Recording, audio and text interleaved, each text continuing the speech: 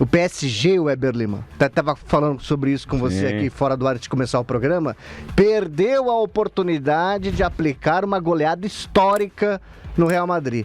Porque no primeiro tempo, o PSG poderia ter feito 5, no segundo tempo ter chances de fazer mais 3, então um placar de 4-0 nem reflete muito o que foi o jogo, porque o PSG foi muito superior, atual campeão europeu, chega com muito favoritismo para enfrentar o Chelsea na final da Copa do Mundo de Clubes. É o melhor time do mundo, sem dúvida nenhuma. Não tem outro time hoje que consiga chegar perto do futebol apresentado pelo PSG. Parabéns ao todo o elenco, né, do PSG, em nome do Marquinhos, porque o Marquinhos, que ele joga de bola, como ele lidera aquele sistema defensivo do PSG. E o Beraldo bem também, viu, Bigato? Foi bem, né? Foi bem o Beraldo. Até o Beraldo jogou bem.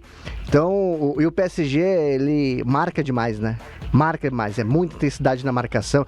Tinha momentos no primeiro tempo que os 10 jogadores do PSG estavam no campo de ataque, né? Tava do meio campo pra frente, com muita marcação.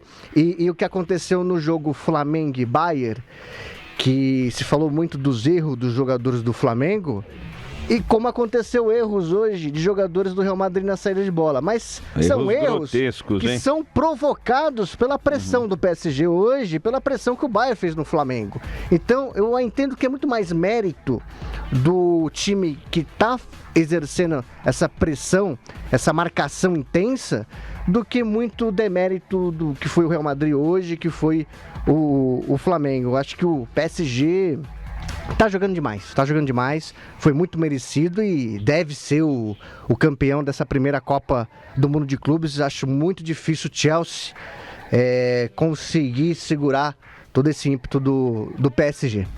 Maravilha!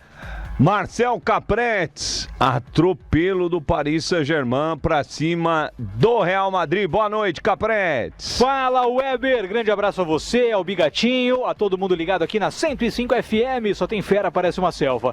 Um atropelo. A gente tá diante do melhor time do mundo, que é o Paris Saint-Germain. Não à toa o Paris é o atual campeão da Champions. Não à toa o Paris enfiou 4 no Real Madrid.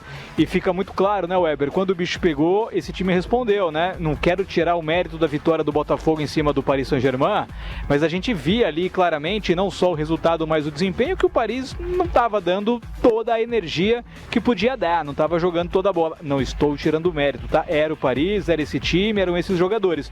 Mas hoje a gente viu o verdadeiro Paris Saint-Germain, o melhor time do mundo, um projeto capitaneado pelo Luiz Henrique, que para muitos também estava meio que acabado para o futebol. Ele conseguiu dar a volta por cima, passou por um problema pessoal gravíssimo, né? A perda da filha pequena, e um trabalho em que a gente não tem galácticos no Paris Saint-Germain. Tem brilhantes jogadores, mas não é mais aquele Paris, primeiro de Ibra, de Cavani, depois de Neymar, Messi, Mbappé. É um time muito mais solidário, só que mais eficaz.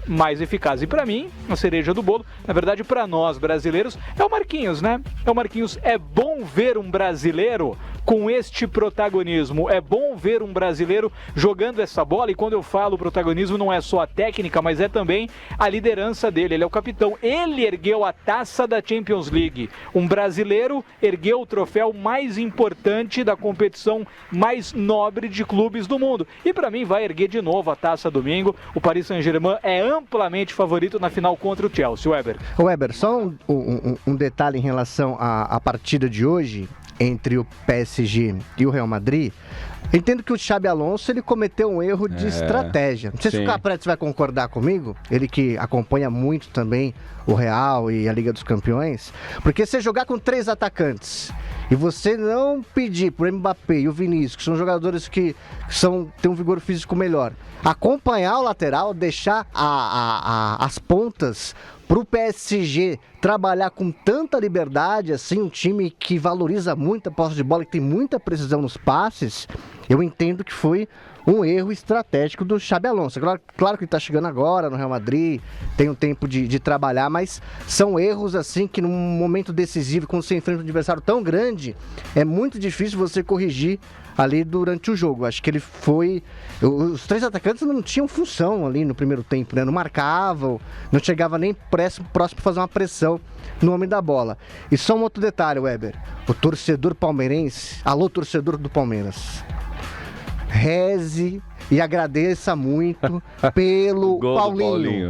Se o Paulinho não faz aquele gol contra o Inter Miami e o Palmeiras muda de lado.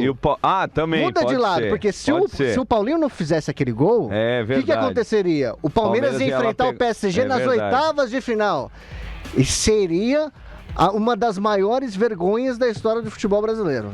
Porque o Palmeiras, jogando esse futebol que jogou no Mundial, ia ser massacrado pelo PSG.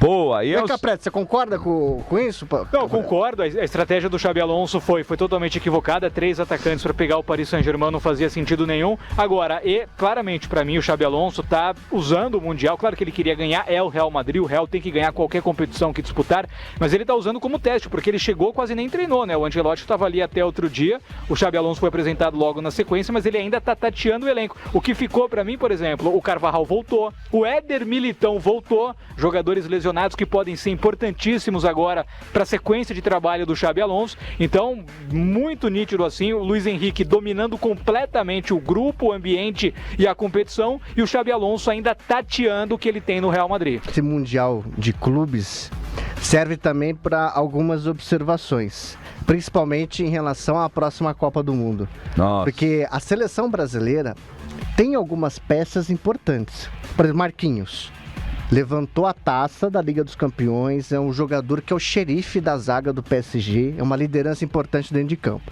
Então, a seleção brasileira tem o melhor zagueiro do mundo, na minha opinião, que é o Marquinhos, que joga no PSG. Tem o 9 do Chelsea, que é o João Pedro. Tem o melhor atacante do Barcelona, que é o Rafinha. E tem o melhor atacante do Real Madrid. E o Rodrigo, que joga muita bola também. Além de outros jogadores que jogam no segundo, terceiro escalão. E tem o Casemiro, que joga uma bola muito redonda, né?